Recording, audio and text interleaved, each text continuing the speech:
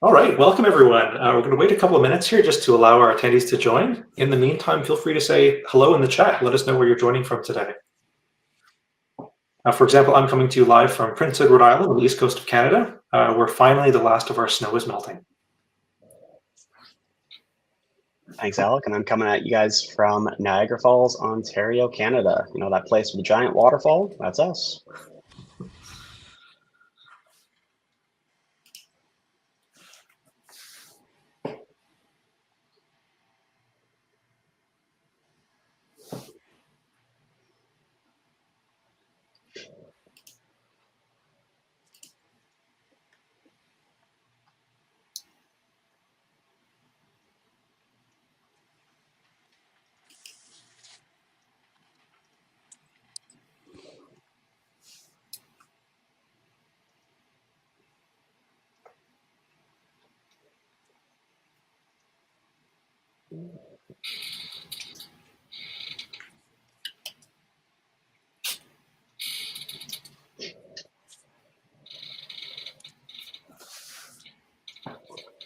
Some of you are still trickling in here, so we'll wait another minute here before getting started.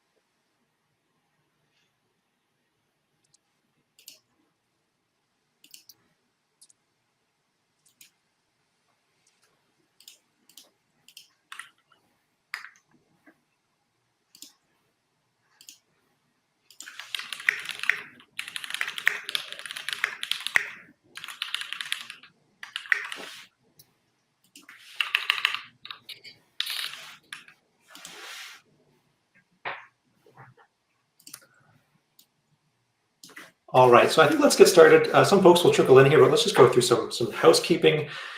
So thank you all for making the time and your busy schedule to join our webinar today, whether you're coming to us from the Function Fox side of our family or the Function Point side. We appreciate you being here as we discuss findings from our 2025 industry report. My name is Alec, and I'm one of our hosts for today's sessions. I'm the product specialist at Function Software on the Function Point product. And as I mentioned at the top of the webinar, I'm coming to you from Canada's East Coast. With me today is my colleague, Sean Harris, Function Software's Director of Customer Experience. Sean, how are you doing today? No complaints, Alec. Thank you so much for starting to put this together for us. Like I said, I'm coming at you guys from Niagara Falls today.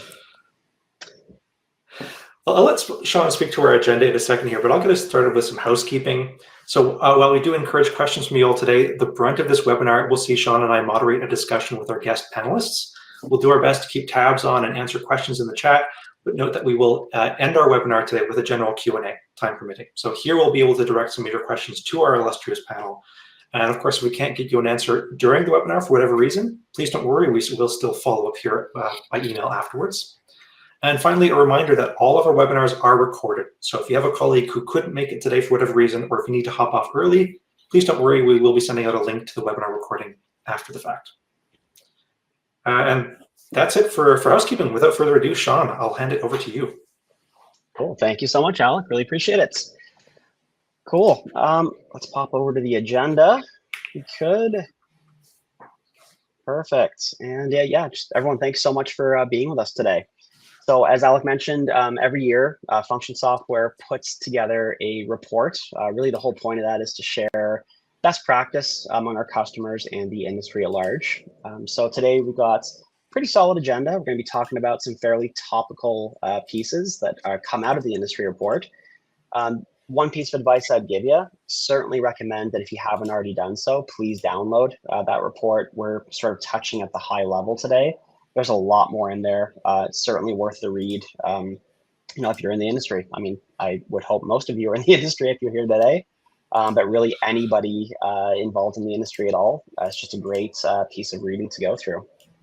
What we'll be covering today are industry trends and challenges, AI adoption in the industry, because obviously we see that happening more and more, and then navigating some of the economic challenges that, that I'm sure we're currently aware of. However, before we get through that, what I do want to make sure we do is introduce our our group of panelists today. So we've got Craig Cardellino from TRG, Fiona Soliday from CMD, and Donna Hansberry from IdeaWorks. Folks, can I get you guys just to give a quick introduction to the group? Really just sort of talking about your agency and what role you play. And we'll go left to right. So Craig, we'll start with you. Yeah, Sean, first of all, thanks for having me.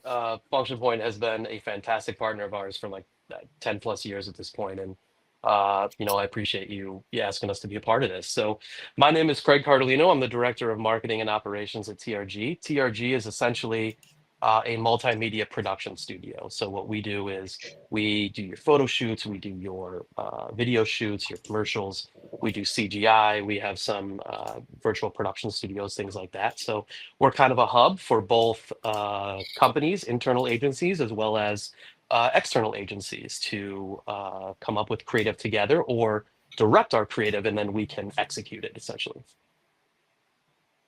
Awesome. Craig, thank you so much for being here with us today. Really appreciate it. Fiona, can we get a quick little blurb from you? Hi, I'm Fiona Soliday, Director of Digital Services at CMD Agency and our sister agency, Hijinks, which isn't listed here. We're an integrated agency, mostly focusing on B2B. And thank you for having me. Thank you for being here, Fiona. Really, really appreciate it. Last but certainly not least, Donna, you want to say hello? Yeah, of course. Thank you for having me as well. I'm Donna Hansberry, President and CEO of IdeaWorks. I also own the agency. I bought it about 3 years ago. We've been in business for 26 years, and we're a much smaller agency than my two other panelists here. So we're only about 8 people strong. We like to consider ourselves small but mighty, and we do a variety of work. A lot of our work is more promotion development, program development for our clients. And yeah, thanks for having me, and look forward to the session. Awesome. Thank you so much, Donna. And, in terms of the size of the agencies, I mean, every group plays a very, very important role, right? The larger agencies, all the way through to the smaller agencies, everyone is sort of filling their niche. So really, really happy to have a broad spectrum today of folks right across the panel. So thank you all so much for being here. Right, let's go ahead and start diving in. We got a lot of stuff to cover today. So again, this report is something that we do put out once a year, and I do highly recommend, if you have the opportunity, if you haven't already done so, please download, please read, let us know if there's any questions about it. In terms of how we do this, this year we contacted 242 creative agencies, so that was between Function Point and Function Fox. And we've gotten some pretty interesting insights that we're going to be covering today. So let's go ahead and pop over to the next slide. Great. In terms of those demographics, folks, again, 242 folks were kind enough to give us their time this year to sort of let us know what's going on in their world. Of that 242, similar to last year, 82% of the respondents have over 10 years of experience in the market. So we know sort of what's coming into us. It's trusted, it's vetted, great data points to start building strategy off of. And 56% of the agencies that responded do operate as full service providers. So sort of a broad swath of what's being offered. So solid demographics. Let's go ahead and jump into our first topic for the day, which is industry trends and challenges. Great. All right, folks. So looking at this first topic for today, we are going to explore some of the revenue realities for this last year, for 2024. I used to be notorious for just reading off the slides. I'm going to promise to not do that this time, and hopefully give a bit more color commentary around this. But taking a look at what we have here, so we can see in 2024, 38% of agencies surveyed reported revenue increases, while 35% reported revenue decreases. Further revenue growth is still rated as the top challenge among reporting agencies. So that's the graphic there in the top right, just to orient folks to it. I'm going to put this question to you, Craig. So with these numbers, 38% reporting growth and 35% reporting decline, what key factors do you see in your day-to-day that you think would help agencies stay on the positive side of those metrics? Yeah, so paying attention to what's happening just in the economy in general, I think is big for us. I think a lot of times with over the past several years, we've seen growth and we've seen significant growth and we've seen our clients spending more and more and more in marketing dollars. And now with a little bit more of the uncertainty that's kind of happening right now, I think they're being a little bit more lean in what they're spending. So we're seeing project sizes shrink. We're seeing projects go away in some cases. So what we've always done is we're trying to see that ahead of the curve. And in order to keep that revenue going up, which is what everyone's trying to do, we diversified. So we were trying to get into things like, so our core business is commercial, right? And creating content for commercial companies. Well, we're trying to get into maybe a little bit of entertainment. We started an entertainment division to kind of diversify and go into that. We're starting a virtual production studio, which is going to allow us to start doing productions that we couldn't before and rent that out to companies. So what we're seeing in terms of maybe our current projects and our current clients shrinking a little bit, we are investing full steam ahead and trying to expand what we offer in order to recover from any of that. So that is how we are going about increasing our revenue rather than just just sitting here maintaining essentially. Fantastic. So Craig, if I was going to feed that back to you, really one of those core messages is just sort of diversity in the offering, like just making sure that you're sort of covering a wide swath of what it is you're able to offer. Would you say that's accurate? Yeah, that's the biggest one right now. There's a lot of other things, working a little bit more efficiently, which we'll get into, using AI to take less time to do things. So there's other things that you can do in order to make your revenue stretch a little bit further. But the main thing is, yes, diversify and try and get more revenue from different revenue streams. Beautiful. Craig, thank you so much. Donna, Fiona, any comments on that or anything that you've noticed on your side? I'll chime in a little bit there. I think Sure. Absolutely, diversification for us is also something that we, rely upon heavily. We're always trying to find new ways to diversify our offerings. But I think another thing for us in terms of thriving, I would say, is that, we talk a lot to our clients about experiential marketing and, making sure they offer their consumers an experience. It's a big, obviously a big buzzword, and, everybody's trying to offer an experience. And I think that, we really try to focus on that with our clients, not just with their consumers and offering an experience to their consumers. A big part of the reason I think that our agency has succeeded for as long as it has and continue to grow is the experience that we offer our clients, making their lives easier. And, just like consumers want an experience, I think giving your clients an experience is important. And what I mean by that is, making their lives easier, right? Supporting them in a way that makes it easier for them to do their job. And I think that, continuing on that path has made it easy for us to continue to grow and continue to get additional business from our current clients and also referrals from our current clients. It's amazing, Donna. It's just such a valuable piece of insight as well. I mean, I think all too often when we're sort of working in the business, we forget a lot of the things that we're pushing for our customers to use. So it's fantastic that you've taken, really what you're sort of giving out to your customers, applying that to your business as well. It's just a wonderful insight. Thank you so much. Fiona, do you have anything to add on your side, or? Yeah, just Briefly, I would say diversification as well, except I would say diversification of industry, I think is really important. Going all in on one industry, I think can be a recipe for, putting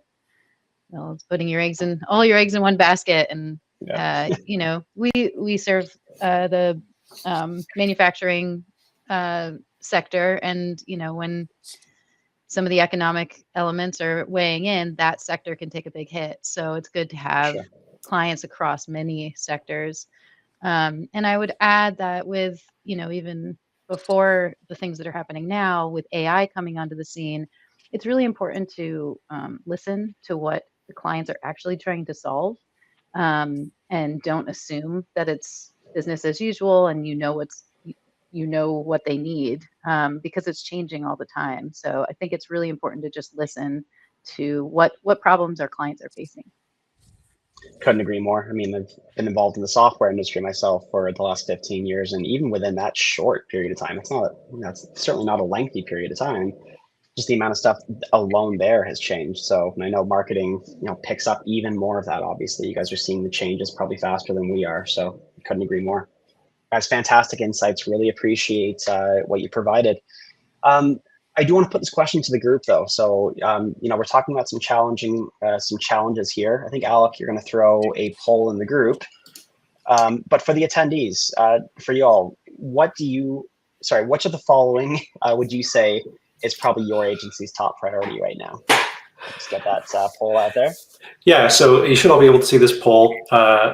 So it is just one question. You'll be able to see the overall results afterwards as well. And the question is, again, which of the following is your agency's top priority right now? And we'll give everyone about a minute here to answer this question. And Alec, that's just up on the interactions. Correct. You should see it to the right-hand side, I believe, of your presentation. All right, great. So we're getting some great responses there. Give a few more seconds here.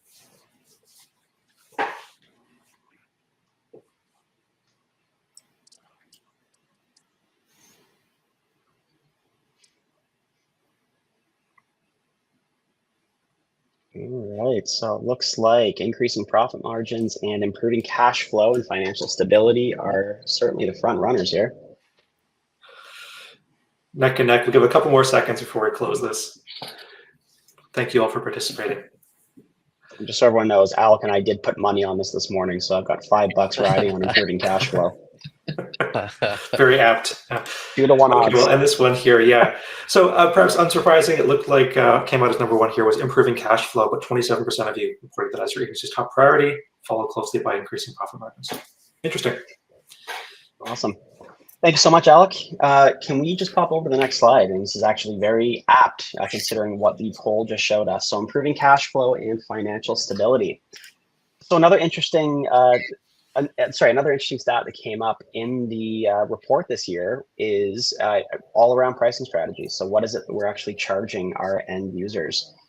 We can see that pretty much right across the board, we sort of declined in 2024 versus 2023.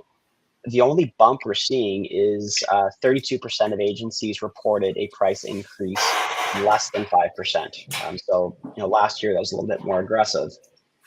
Donna, I'm going to put this question to you. So of the 32% of agencies reporting price increases, and again, this can be from your context or even just sort of speaking on behalf of the segment that you're in, how many of those agencies do you think are leveraging things like data analytics to optimize that pricing strategy?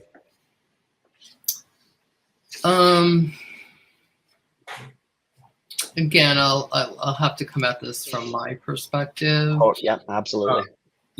Again, we too have only increased our prices very minimally this past year. And I think, not to oversimplify things, but I think when it comes to pricing from our perspective, it really becomes a matter of supply and demand.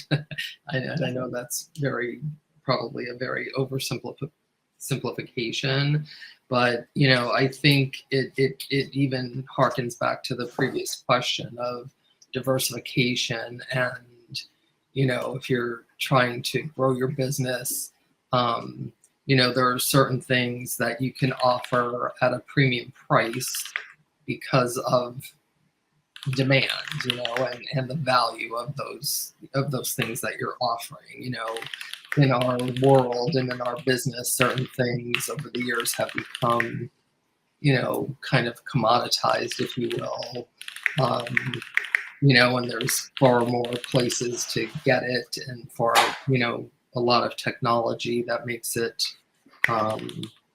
easier, and therefore decreases the perceived value of it. So, I think in diversifying what you're offering and increasing the value of what you're offering, therefore you can charge a higher price for it. I don't know if that answers the question properly, but I think it's just a matter of increasing the value of what you're offering, and therefore being able to charge a premium price for it.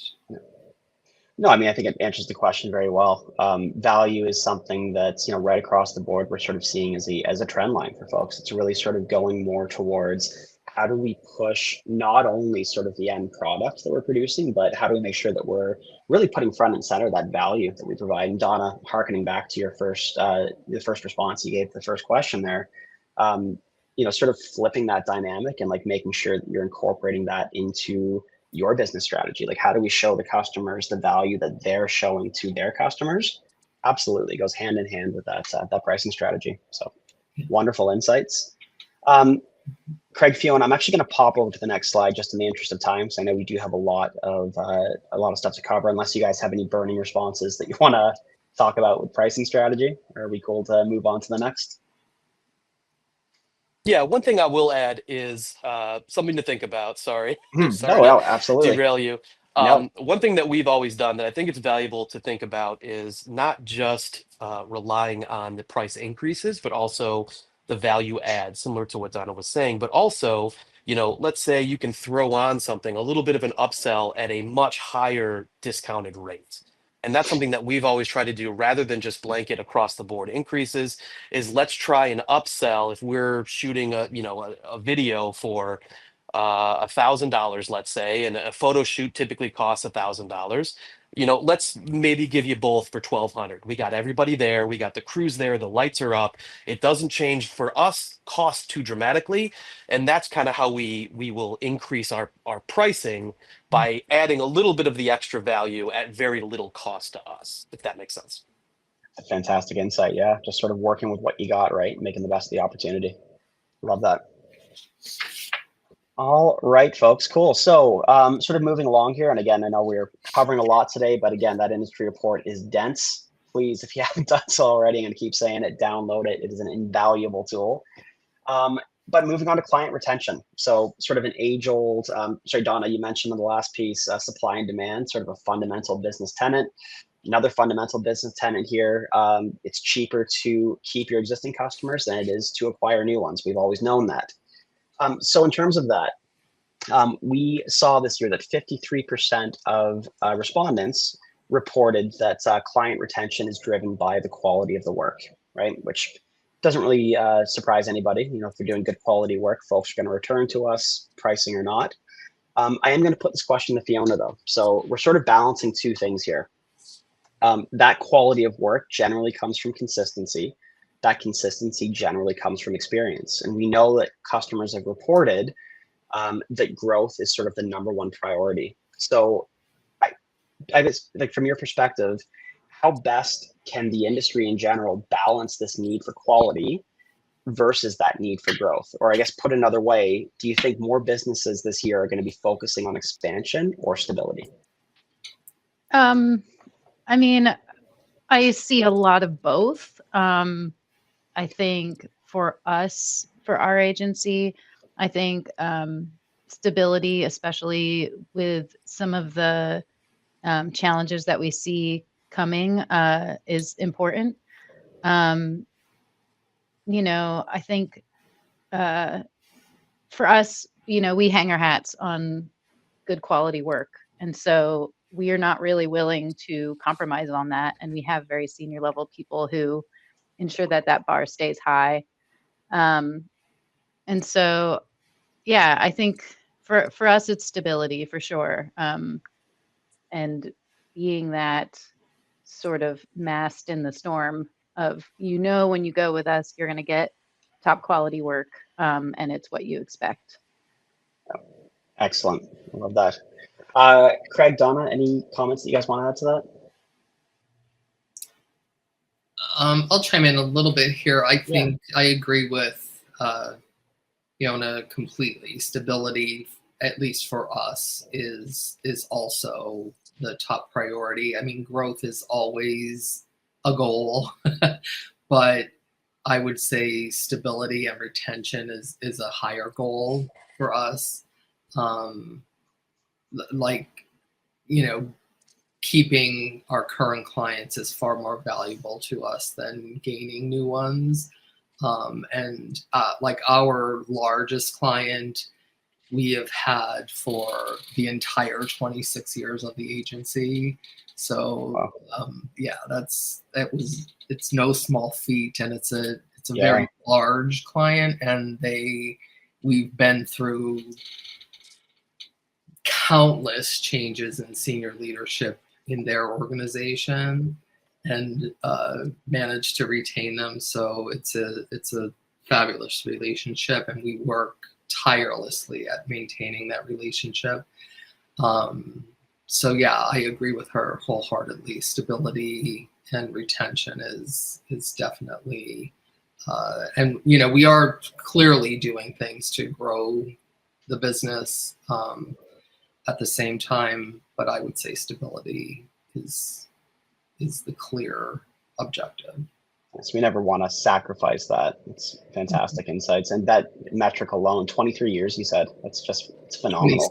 26. 26, my apologies. Well, I had to write divisible there. It was a 3 and a 6, but yes. Fantastic. That's absolutely outstanding. Relationship in general lasting that long. So that's really something special.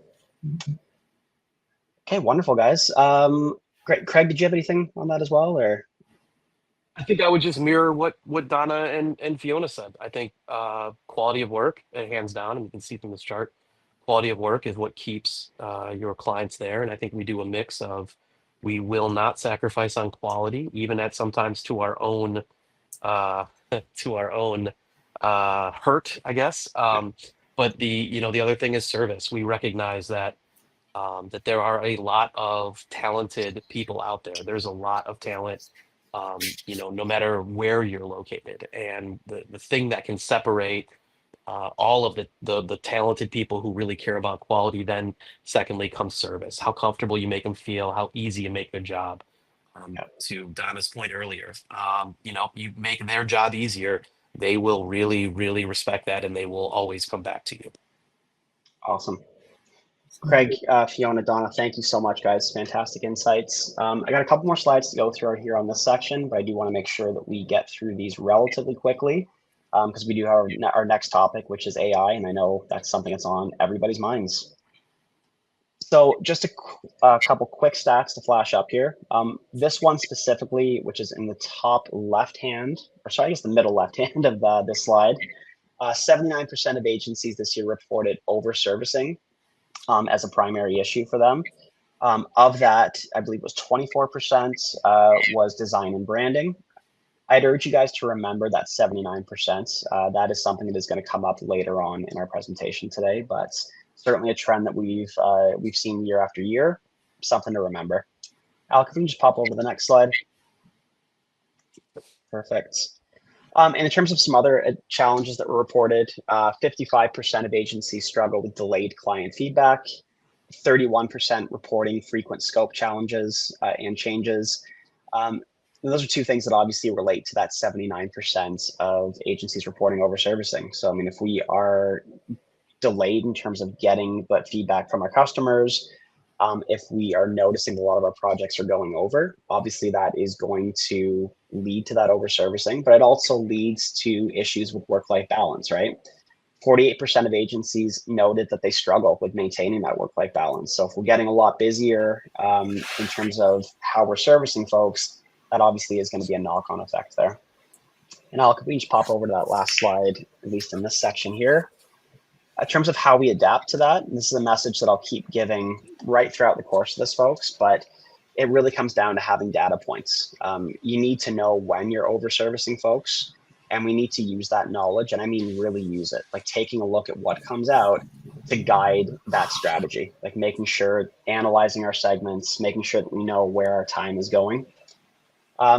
And yeah, I mean, that's sort of just the main point I drive home about this. Like, let's just make sure that we are using whatever we can in terms of data to inform what it is we're doing, be that value, be it level of services. We want to make sure that we always have that in front of us. Right. I'm going to pass it over to Alec, and we're going to talk about something near and dear to everybody's hearts and brains and keyboards, I guess, which is AI adoption in the industry. Alec, take it away, my friend. Great. Yeah. So as you're no doubt aware, more and more agencies are adopting AI tools across the creative agency or creative industry rather, including generative AI for text and for image content. If you haven't used the tools yourselves, I'm sure at least you recognize names like ChatGPT or Copilot or Claude. Unsurprisingly, our agency report found that a whopping 67% of agencies are leveraging AI for tasks like copywriting and social media management. As you can see from this chart on screen, though, many areas of business are adopting AI to varying degrees. So I am curious to really just jump right into a discussion with the panel on this one. So perhaps I'll throw out a first question to you, Donna. The question being, with 67% of agencies using AI for copywriting, et cetera, how are you seeing that AI is helping to improve operational efficiency? Good question. We are not a huge adopter of AI. I mean, obviously it's the future and it's everywhere. We have adopted a little bit. I mean, we're utilizing it primarily for research and sort of, cutting down the time and investment in doing research when we're researching a project and things of that nature. We don't do a lot of social media management, so we're not, we don't generate a lot of social posts and things of that nature using AI. And for like straight copywriting, we're not utilizing it that much either. So we're not a huge adopter at this point of AI. I mean, I know it's out there. I've utilized it personally more for like HR type situations. Again, we're not huge, but in terms of sort of job descriptions, that sort of, cutting down on administrative tasks and things like that. But well, that's interesting, Donna, because I suppose that may be something common amongst other attendees. Maybe other SMBs out there have been slow to adopt AI or adopting AI to varying degrees. So I would be interested in expanding that question to Craig and Fiona as well. Perhaps, Craig, I don't know if you have any thoughts on this, how AI is being used to improve operational efficiency. Yeah, so we've dove into AI. We are, full steam ahead.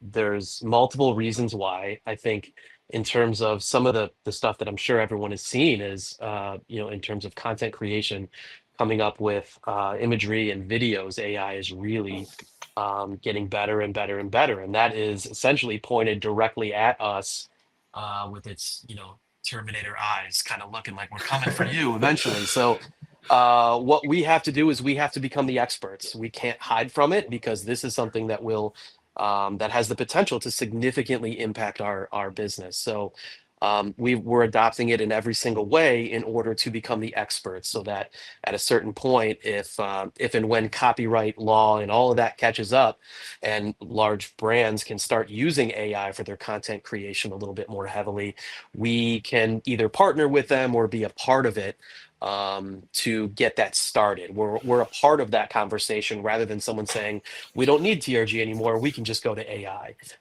We have to make ourselves remain in the conversation. So us being the experts, it's really in our best interest to do that. And we have hired a director of innovation, and we have a whole innovation team that is just consistently diving into AI, how we can use it and how we can leverage it. Now, in terms of operational efficiency, I think really what it does is it stretches your dollar, right? It is allowing people to do things a little bit faster and allowing people to do more with AI taking a part of it. I like to say that AI is similar to like a washing machine, right? Before the washing machine, you're scrubbing your clothes, you're doing that for hours and hours a day. The washing machine comes along, you can throw them in the machine, let the machine do that, and then you can do something else. You're not just sitting there doing nothing, you're now doing something else. So use AI in a similar way in that, let it do the manual tasks, the menial tasks that you don't necessarily have to be a part of, and then you can be doing things that are a little bit more important or a little bit more creative or what have you. Interesting. Fiona, any further thoughts on that question before we move on? Yeah. So we spent about a year, and I led a group that looked for ways that we could integrate AI throughout our agency. And I think what we discovered was employees were organically using it, and it was difficult to draw a straight line to operational efficiency. And there were lots of use cases. One writer might use it to assist with research, another might use it to do a first draft of an SEO blog. So there's definitely savings there, but it's going to differ depending on who's using it and how they're using it. We found efficiencies in a lot of different areas, but it's kind of like a popcorn effect. So I would say overall, we've become a more efficient agency, but it's kind of like due to all these various little places where people are finding it more efficient ways to use it without sacrificing the quality of work. I can see some of the comments in chat, right? We have people who feel very strongly about the designs being top notch and their writing being, true and authentic, and in a tone of voice that matches the client expected tone. So, people are using it in a way that helps them, but doesn't sacrifice on that. Yeah, and we'll certainly touch on kind of creative quality concerns in a second here, but still just looking at this chart, I know that one takeaway that I have from this is the seemingly varied levels of success, perhaps, in adopting AI across services. So obviously here we have 67% for copywriting, only 35% uptake for design, 20% for web development. So it may be the case as a general statement that AI isn't well suited to some areas of the business, or perhaps agencies simply aren't seeing success in adoption. So I know Fiona and Craig, you kind of answered this already, but maybe Craig, we can start with you. As agencies implement AI across different areas, what key metrics define success for agencies? Yeah, so the entry point into AI is not very significant, right? It's a monthly subscription cost, and it's not a ton of money. So we don't measure it necessarily in the way of like how effective has this been. What we've done is we're trying to structure it in a way. What Fiona mentioned is absolutely correct. We saw the same thing. We saw everyone kind of using it individually. Someone would do it this way, someone would do it that way. So just creating opportunities for our team to sit down and talk to each other about how everyone's using it, things that they found helpful. And that's been led by our innovation team. And that team is really sitting down with every area of our business and going, we've had people see this, we've had people see this, we've had some people use it this way, and kind of getting everyone the idea of these are all the options, these are things that help you. And then also additionally getting our leadership team in the same room as the innovation team, and the innovation team is just saying what are the struggles that you have, what are the things that take a lot of time, and are just redundant tasks that we have to do all the time that maybe we could innovate a little bit, or we could automate a little bit. So keeping those lines of communication open throughout the whole team so that everyone is kind of seeing all the possibilities is really what we've been pushing. So you can see kind of what everyone's doing. And at the end of the day, it's led to a lot more people adopting it, because I think the hardest part of AI is you get ChatGPT and you get the window and you sit there and you go, okay, now what do I do? So having other people say, hey, this is how I use it, this is how I use it, this is how I use it, and just keeping that dialogue going, I think has helped everyone use it more than they would organically. Interesting. I do want to talk implementation challenges in a second, but first, Fiona, any further thoughts on key metrics for AI success? Yeah, I mean, I agree with pretty much everything Craig just said. I would also just say that, we don't have a lot of things that we can use to measure efficiency. So it's generally going to be around, hours and what was estimated versus our actuals, and potentially profit on a deliverable type. Well, perfect. Thank you, folks, for your involvement on that one here. I think it's a good segue to talk about implementation challenges in terms of adopting AI. So, unsurprisingly, in our report, we found that the greatest concern agencies are having about adopting AI is the quality of creative work specifically. So 35% listed that as their top challenge. This is followed fairly closely by having a lack of expertise on the team, indicating perhaps a need for training on tools and or best practices. So I do want to kind of zoom in on the quality concern question. Those of you following the topic over the past couple of years will no doubt recognize the leaps and bounds that generative AI tools have made in terms of quality output. There's still always going to be concerns about that quality. So I do want to throw one more sort of final question on this topic before we move on. Maybe starting with you, Fiona. So let's say with 35% of agencies concerned about AI's impact on creative quality, how is AI affecting originality in creative work? I guess I will speak a little bit more for the hijinks side of our business, who do a lot of creative concepting. For them, it's not like the AI can come up with original ideas, because it doesn't. It's all based on things that have already been thought of before. So our team is, they're often coming up with original ideas, and then AI supports creating imagery really quickly.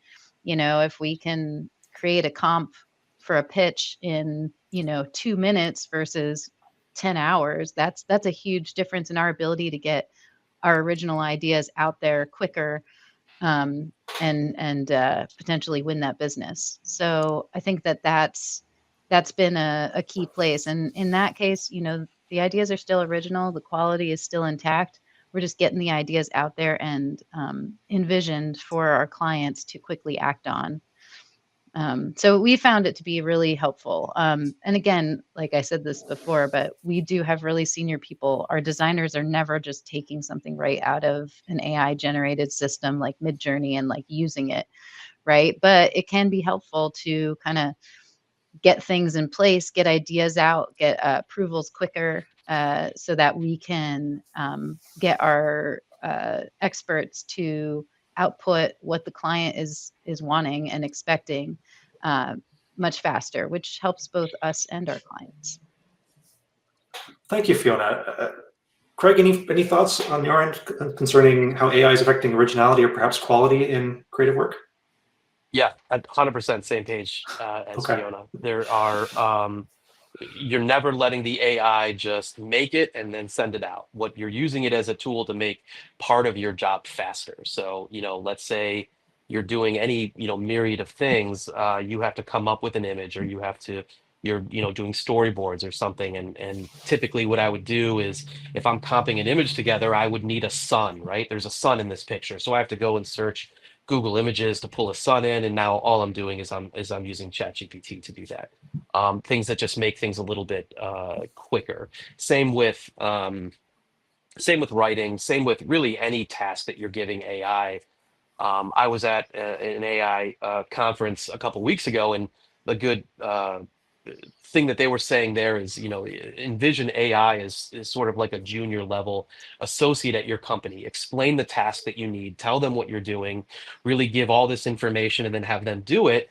And then what you're going to do is, as a more senior level or as a more creative person, you're then going to go through it and you're going to put it into your voice a little bit more, and you're going to make it your own, but you're just using it to come up with that first draft, with that kind of lower level, and then make sure that you're adding the quality afterwards. Fascinating, and I hope that that's something that does resonate with the group here. Before we move on, I was just wondering, Dawn, if you have any further thoughts. I know that you mentioned maybe limited uptake on your end, but anything else to add from the SMB perspective as far as quality, originality concerns with AI and creative work? No, not really. Well, fair enough. So, wonderful team. I do appreciate your input on this one. I'm sure, no doubt, we'll have some more AI-related questions in the chat for us to discuss at the end here. But for now, let's move on to navigating economic challenges. So Sean, I'll hand it back to you. Perfect. Thanks, Alec. Appreciate it. If we can just pop over the next slide here. Great. And folks, we're going to keep the slide up here because there's a lot of very valuable information here. Now, sort of taking a look at the broader macroeconomic scale right now, we know that, let's be honest, there's a bit of unrest, to say the least. So obviously when that happens, we have customers that are really watching every single penny that leaves the door. One thing that we did notice from this year is that, or at least one of the most interesting stats to me, was that our average billability rate, so basically what it is that we are charging our customers versus the work that we're not charging for, that dropped. So 2023, we're at 69%. 2024, we are at 62%. Donna, I'm going to put this one to you. In terms of that billability rate being 62%, how do you, like within your agency or even just sort of among your segment, how do you think folks are starting to adjust their pricing strategies to improve that overall utilization and go for more billable time rather than that unbillable time?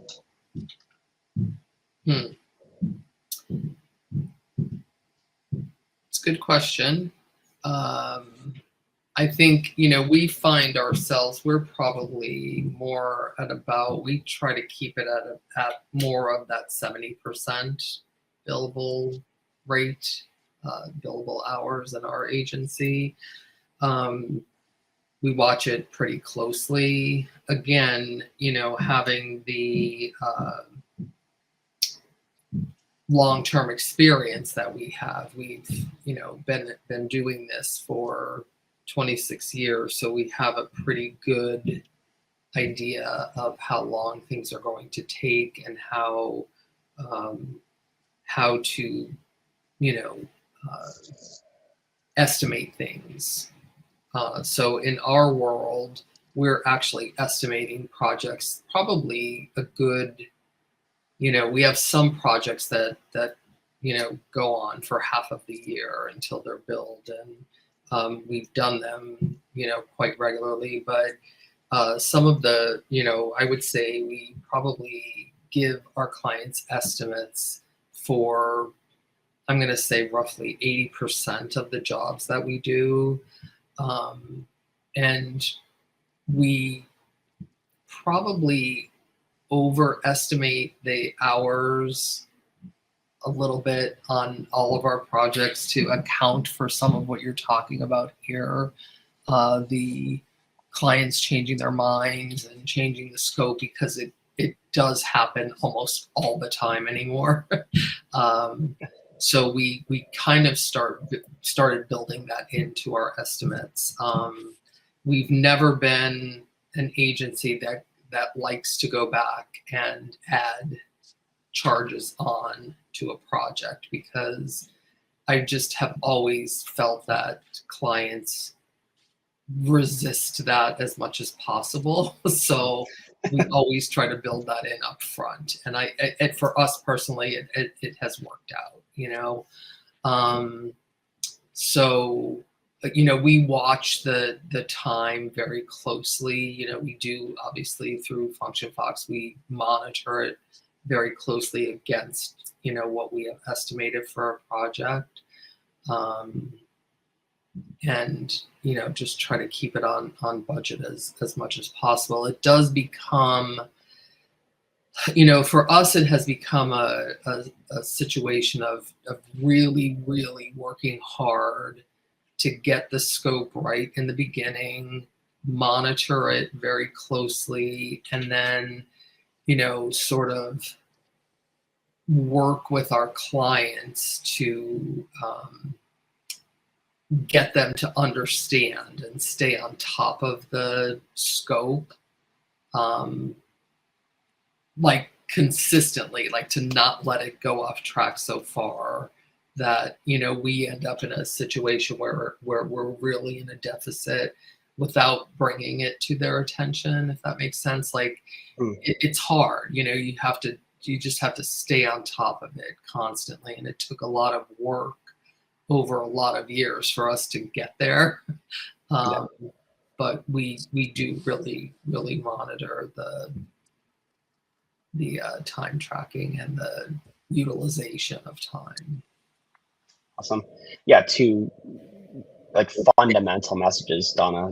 Just making sure that you're monitoring those actuals, right, and just making sure as well that we sort of have that built into our estimates, like trying to be as crisp as we can with those, so that we aren't presenting those those surprises throughout the process. Yeah. Incredible insight. Thank you.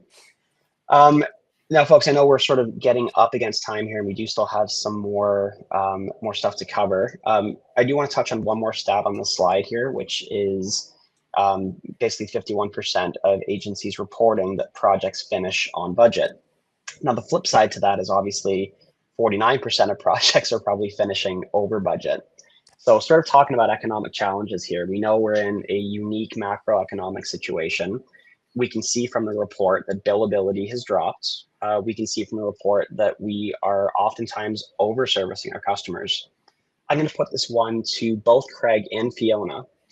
So looking at that stat, the 51% of projects finishing on budget, 49% finishing over. Obviously, we're in a bit of a struggle here. So what would you recommend, I guess, in terms of emergency financial planning strategies for the agency in general, or what have you seen with sort of your segments in general over the past little bit?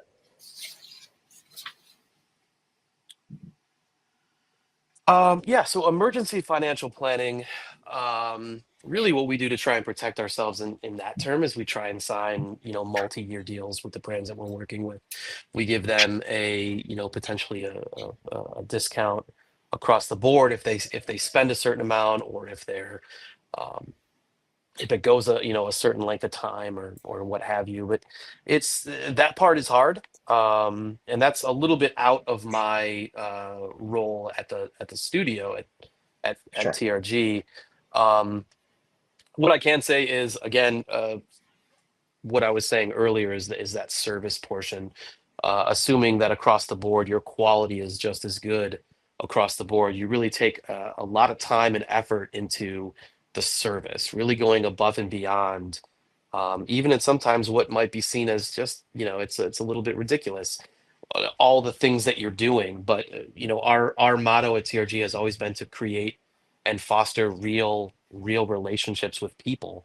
And when you create these real relationships with people, you tend to see that they stick with you, and they enjoy coming to work with you. They enjoy being a part of the process, being in TRG and all that stuff. So for the financial part, long term, trying to lock people in, of course, that can oftentimes get you through uncertain times, as long as okay, X% of our revenue is locked in. We know we got this. All we have to do now is make this, and then we're growing. But the education of the staff, the entire team, from sales down to whoever is in the building, is really to focus on that service, make people feel comfortable, make people feel excited, do things that are fun, that someone from a corporate office may not get to feel that way. It may feel like they're going on vacation a little bit because it's not as stuffy, or it's a little bit more laid back, things like that. And I could talk for hours about how to focus on that. I won't, but I could. So yeah, those two pieces I think is really what we focus on. Awesome. Fiona, anything on your side? Anything you want to add to that? Yeah, I mean, our agency is probably a bit higher in percentage of projects that finish on budget. And it's largely because we do empower our project managers to, be, the biggest communicators on the team. They're always keeping track. They're always talking to everybody, and our teams listen. And I think that is really important if we're trying to, have profitable projects. And that extends to the clients too, making sure that, everybody kind of understands the scope, and everybody's communicating and speaking to what the scope of the project is, so that message is also going to the client. So when they do have things that, are changing, or that are additional asks, you can either, you can communicate that to them. You can get a change order if necessary. and there's less friction there. Or you can let them know you're giving them a gift, right? That's a great way to help build the relationship. Even if you're not finishing on budget, maybe the next project you'll have a better sense going in of what scope you need with that particular client. Awesome. Donna, I guess I'll just put that back to you as well. I mean, as somebody that owns the agency, in terms of that emergency financial planning, any sort of thoughts come to mind on your side for dealing with those uncertainties?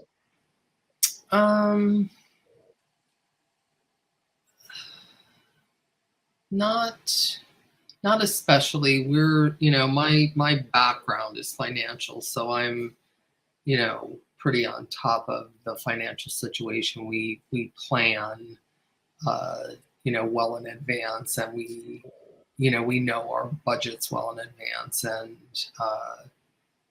our forecasting is pretty steady. And yeah, so in terms of, financial reserves, unfortunately, we don't often have that luxury. Yeah. But we do plan well ahead for what's coming in the coming year. Awesome. Well, folks, thank you so much for that. Let's go ahead and pop over to the next slide here. And as we are starting to wrap up time, folks, I do just want to make sure that everyone on our panel here is okay for a few more minutes. So Craig, Donna, Fiona, are you guys good to go for maybe another 5-10 minutes here? Oh yeah, Absolutely. Okay, beautiful.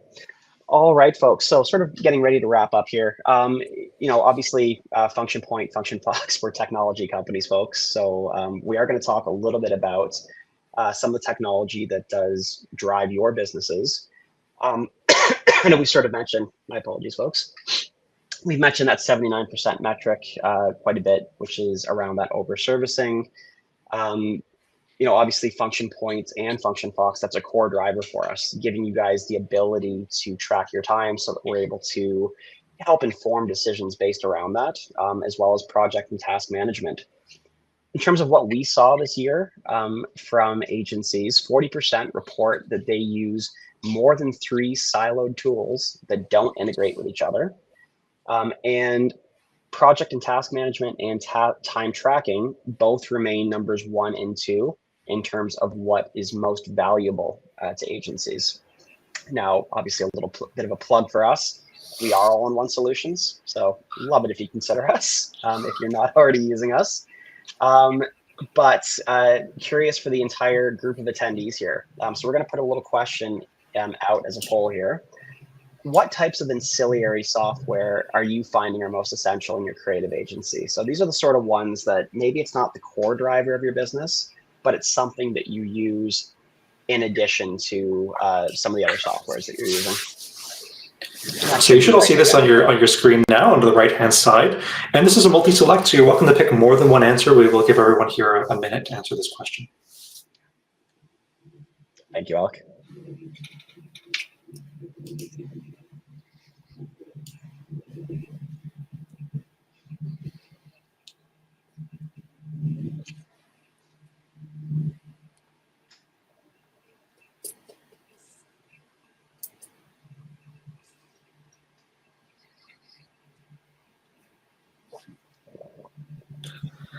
Some interesting responses. We'll give everyone a few more seconds. It does look like cloud storage and file sharing as well as time tracking are 2 of the top answers right now.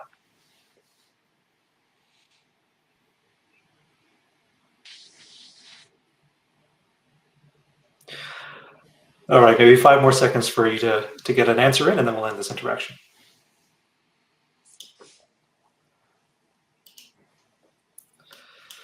Interesting. So showing the results, you should all be able to see that on your screens. So it does look like, again, cloud storage and file sharing, about 63% of respondents. So this is definitely a critical part of your ancillary software solutions. And then time tracking and billing, about 50% of you. But across the board, very interesting to see. And thank you so much, folks. All right, well, gang, we are pretty much at the top of our hour here. I do really want to thank the panelists for being with us today. Craig, Fiona, Donna, anything you want to just sort of add to the group in general? Any sort of final thoughts on your side?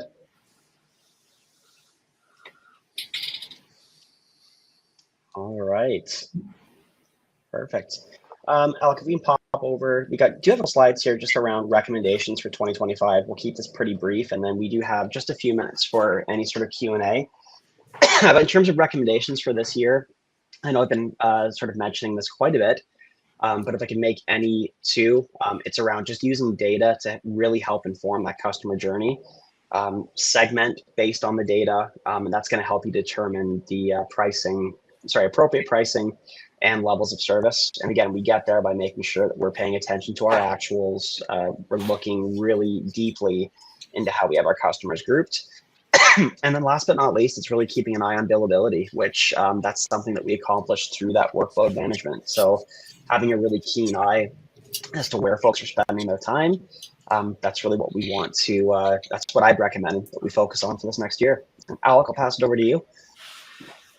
Yeah, picking up where Sean left off. So we learned in our latest report that technology adoption and tool consolidation continue to be both a challenge and an opportunity for agencies. So 40% of agencies are still relying on multiple siloed tools, which means there's a need and a drive for integrated platforms and for further automation. So one of our core recommendations for 2025 is efficiency optimization, implementing automated workflow management systems. More than that, streamlining processes and implementing regular performance metric tracking. Revisiting AI as well here. So AI in the creative industry obviously adds a whole other layer of complexity. Well, 67% rather, vacancies are now using AI tools for tasks like copywriting, and concerns around creative quality still persist. So another core recommendation here for 2025 is smart AI integration. So being sure to select AI tools that are aligned with agency needs, providing training for staff on both the tools as well as best practices around use of AI, and striving to maintain that balance between AI and human creativity.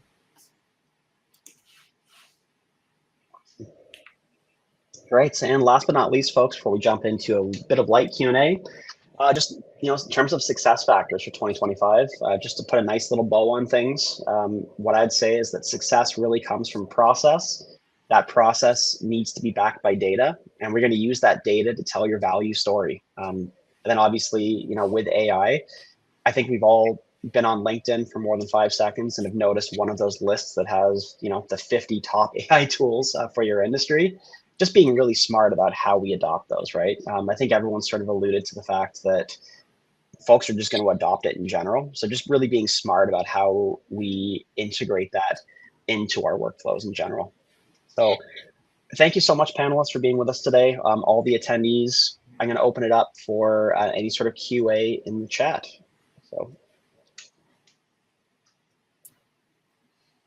So I know we are over time a little bit. I will highlight a couple of questions that have come in that were really interesting. There was one from Megan. I believe she did have step off here, but hopefully she can see this in the recording. Megan wanted to circle back with you, Donna, about that legacy client that you've had for 26 years. I was wondering what some of the key things you've done to retain that client through the cycles of their business are. Sure. So I think one of the main things that we did was really truly integrated ourselves into their marketing team, if you will.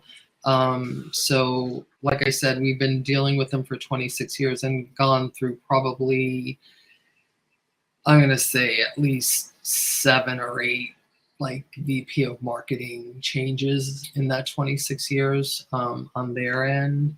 But what we've really done, like we have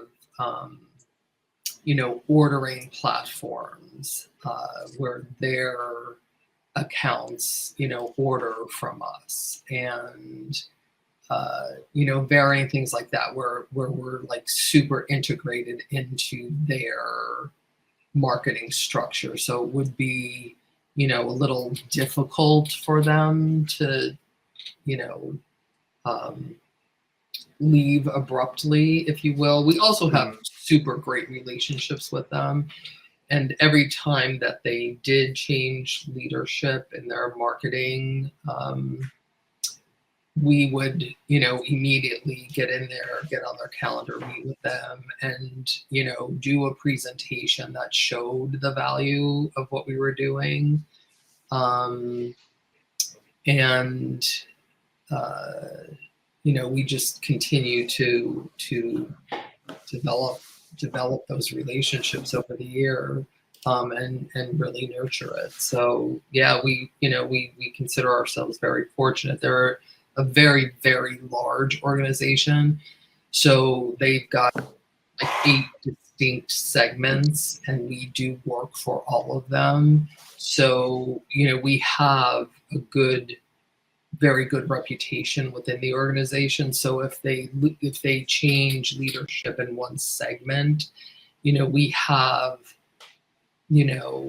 advocates in the other segments that will always sort of vouch for us and our abilities and our value. So yeah, we've been very fortunate. Well, thank you, Donna, and hopefully, Megan, that resonates with you. I do want to highlight at least one question here on AI. There was a question from Kansas saying that their team has been hesitant to adopt AI too much because they haven't found it to be able to match their brand and tone. So they're wondering if there's any guidance from the panel on how we might guide the tools being used to better match an agency's brand and tone. And I guess, Craig and Fiona, you're 2 larger AI adopters on the panel here. Any thoughts on that from either of you? Yeah, we train. We use a lot of different ones, but one of the main ones we use is ChatGPT.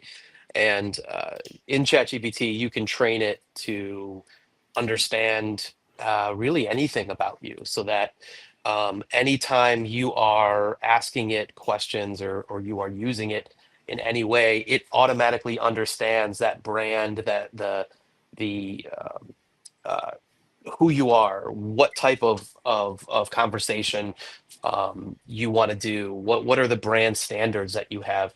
You can really train it to know a lot about you, which is terrifying, but also helpful in that when you ask it things, it'll answer through that lens of what it already knows about you. And we do that extensively so that, when we want to write up a blog or we want to write up, some copywriting or something, it will sound like us. It will talk like us. And it takes some time to get it to that point, but you have to, you have to train it. And that's very much what I've heard as well in my own use and hearing from other people's use of AI tools. But Fiona, I don't know if you had any further thoughts on that as well. I would say, for many of our clients, we're working with proprietary information. So we tend to shy away from training an AI on all of the information that would get us to that place, although it would be really nice, and that is the way to do it. So I think our work tends to be a little more piecemeal of, this is the tone we want. So we give them an example piece to sort of riff off of the tone and ask the AI.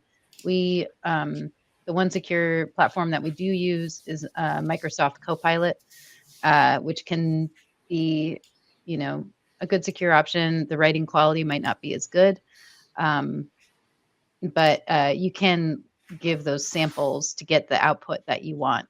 I would say nothing's going to replace the human voice. It's unfortunately, you can match client tone if you're just doing like little snippets, but if you're writing a point of view, it tends to be hard to get that voice out of an AI. Well, wonderful, Fiona, Craig, I appreciate that response there. Hopefully, Kansas, that's of some use to you. It does look like we've addressed many of the questions. I know for some of you answering or asking questions in the chat, I have been doing my best to respond to questions that you've been bringing in. If there's anything that we didn't address, we will be sure to reach out by email afterward with an answer. But Sean, I know we're over time. Perhaps you want to bring us home here. Yeah, no, I just really want to say thank you to the panelists. It's been incredibly insightful having y'all along for the ride and just providing your wealth of experience to the rest of the group. I was just going quickly through the chat here and really love the interactions that folks are having. It's such an amazing, supportive audience that we've had today. So thank you all for being here as well. And yeah, please feel free to reach out to us here at Function Point, Function Fox. Make sure to download that industry report if you haven't already done so. But can't thank you guys enough. What a wonderful way to spend a Wednesday morning / afternoon in the Eastern time zone. Obviously different for folks across the world, but thank you for being here. Thank you. Thank you. Awesome. Thank you. Thanks, everybody. Really appreciate it. Thanks. Take care. Bye. All right. Bye, folks.